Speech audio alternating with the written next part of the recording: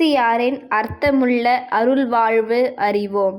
2.7 வழங்குபவர் அருள்முனைவர் ஆ. சூசைராஜா, Franciscan Capuchin. நாள் 2/7/01/2024. சனி. ஏழ்மை பற்றிய காட்சி. குத்தும் ஊசியிடமெல்லாம் வாதாடிக் கொண்டிருந்தால் ஆடைத்தான் அழகை இழந்துவிடும். வெட்டும் கத்தரிக்கோலிடம் எல்லாம் வாதாடினால் ஆடைத்தான் வடிவமைப்பை இழந்துவிடும். சில காயங்கள் நம்மை நேர்த்தி செய்யும் என தெரிந்தால் மகிழ்ச்சியாய் ஏற்றுக்கொள்ள வேண்டியதுதான் ஆடை போல. அதை போன்றே பிரான்சிஸ் ஒரு இரவில் நீண்ட நேரம் இறைவேண்டல் செய்து தூக்க கலக்கமுற்று உறங்கிவிட்டார். அப்போது அவரது அருள்வாழ்வு இறைவனின் தூயகத்திற்கு திருப்பாடல் 73:17 கொண்டு வரப்பட்டது. அங்கு அவர் மற்றவை மத்தியில் ஒரு பெண்ணை கண்டார். அவளுடைய தோற்றம் எவ்வாறு இருந்தது? தலை பொன்னால் ஆனதாகவும் அவளுடைய மார்பகமும் கரங்களும் வெள்ளியால் ஆனதாகவும் அவளது வயிறு படிகத்தாலும் இடுப்பிற்கு கீழ் இருப்பாலானதாகவும் இருந்தன. அவள் தோற்றத்தில் உயரமாகவும் மெலிந்தும் சீரான வடிவம் கொண்டவளாக இருந்தாள். ஆனால் அந்த மிக அழகான பெண்மணி ஒரு இழிவான கையற்ற மேலாடையால் போர்த்தப்பட்டிருந்தார். பிரான்சிஸ் மறுநாள் காலையில் விழித்தெழுந்ததும் இந்த காட்சியை பசிபிகோ என்று அழைக்கப்படும் சகோதரரிடம் எவ்வித அர்த்தமும்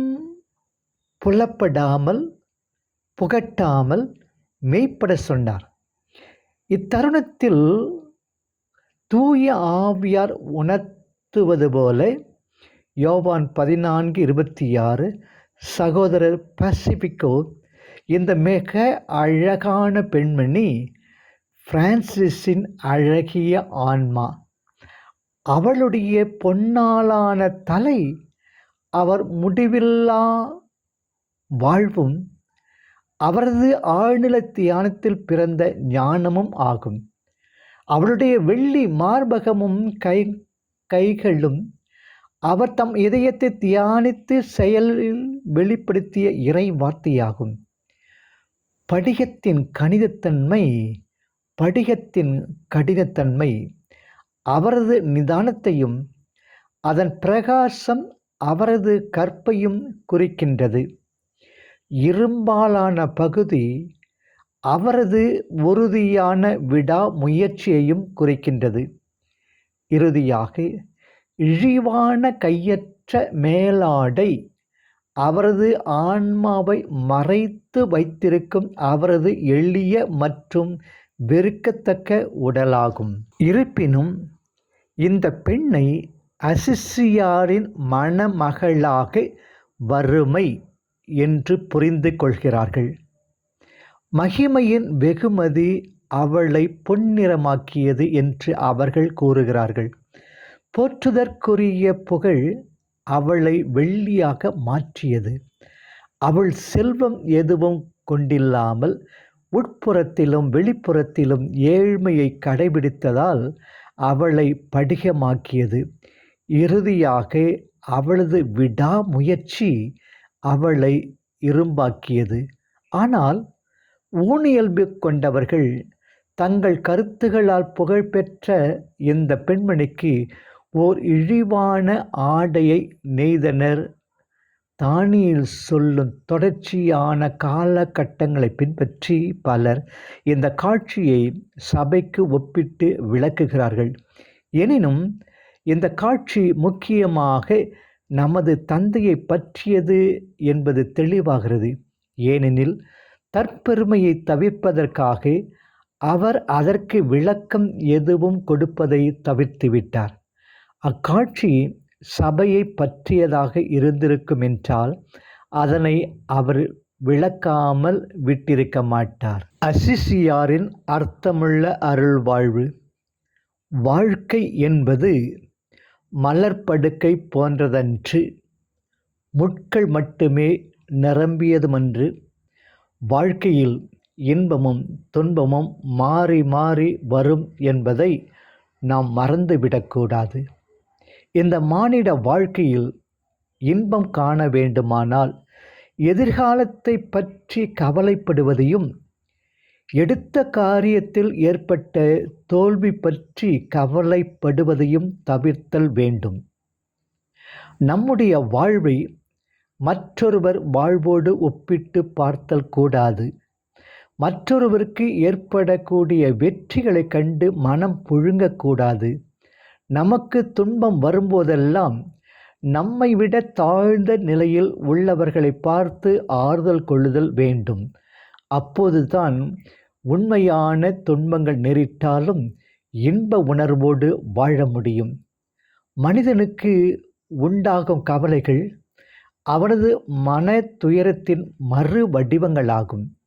நம்முடைய கவலைகளில் மிக பெரும்பாலானவை பணம் பற்றியவையாகவே அமைந்துள்ளன. வருவாய்க்கு தக்கவாறு செலவு செய்ய பழகி கொள்ளாததின் விளைவே பண கவலைகள் உண்டாகின்றன.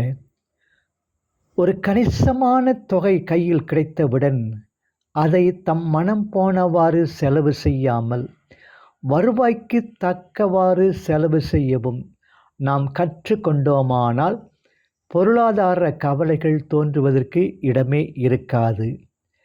நமக்கு நேரிடும் சுக துக்கங்களுக்கு காரணம் நமது செய்கைகளே என்பதை மனதில் கொண்டு கவனமாக செயல்பட வேண்டும். பிறருக்கு துன்பமும் வருத்தமும் நேரிடாத வகையில் நாம் நினைத்தலும் செயல்படுதலும் வேண்டும். வலிமையான நம்பிக்கையும் உண்மையும் கொண்டு செயல்பட்டு வாழ்வோமானால் கவலையற்ற வாழ்வில் வளமாகவும் இன்பமாகவும் வாழலாம். வாழ்க்கையை மலர் சோலையாகவும் முட்கள் நிறைந்த வெறுங்காடாகவும் ஆக்கிக் கொள்வது நமது கரங்களில்தான் உள்ளது. அதனை உணர்ந்து வாழ்ந்தால் என்றும் வசந்தமே தான். இறுதியாக, தெய்வீகத்தை சார்ந்தவை எல்லாம் எப்போதும் நிரந்தரமாக நிலைத்து நிற்கும். மனிதத்தை சார்ந்தவையெல்லாம் வளர்ச்சிக்கு ஏற்ப நியாயமான மாற்றத்தையும் முதிர்ச்சியையும் முன்னேற்றத்தையும் பெறும் என்பதில் நமக்கு தெளிவு என்றும் தேவைப்படுகிறது. சந்நியாசி நேர்மறையாக தன்னை முழுவதும் அழிப்பது என்பது பொருள்படும். எதிர்மறையாக உலக பற்றினை விடுதல் என பொருள்படும்.